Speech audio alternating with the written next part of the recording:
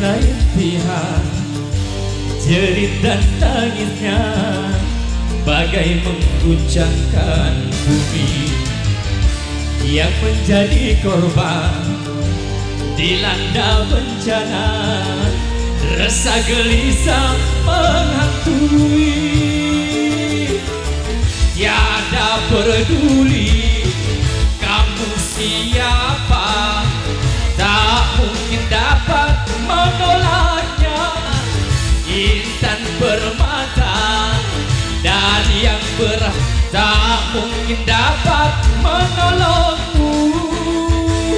Begitulah manusia yang diuji oleh Tuhan Pencipta alam ini.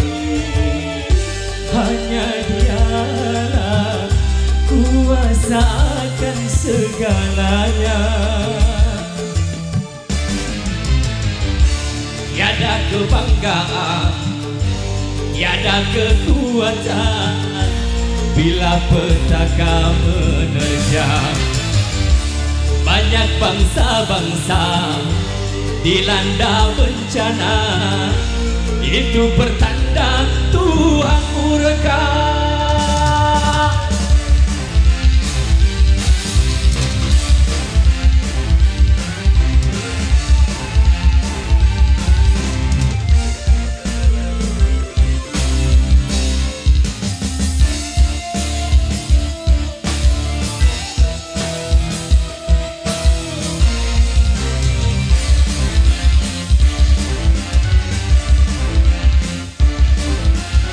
Kekuasaan, kesewenangan itu kan lupa daratan, gelimang dosa menyesali iman.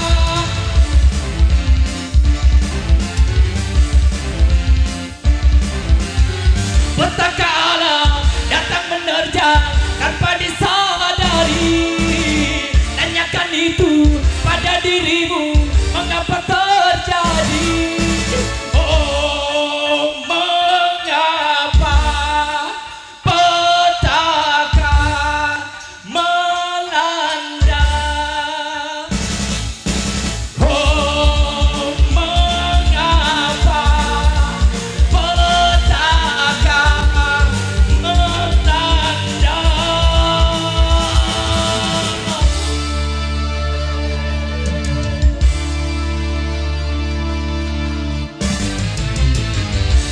Dengarlah rintihan, cerita tangisnya bagai mengguncangkan bumi yang menjadi korban dilanda bencana.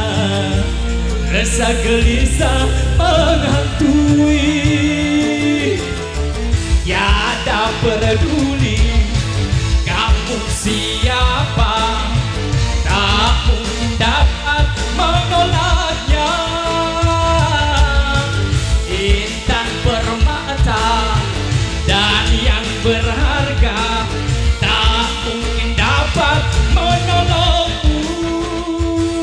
Begitulah manusia yang diuji oleh Tuhan Pencipta alam ini. Hanya Dialah kuasa akan segalanya.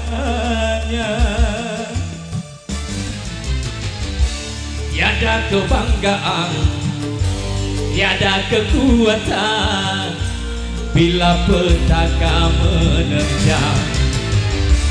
Banyak bangsa-bangsa dilanda bencana, itu pertanda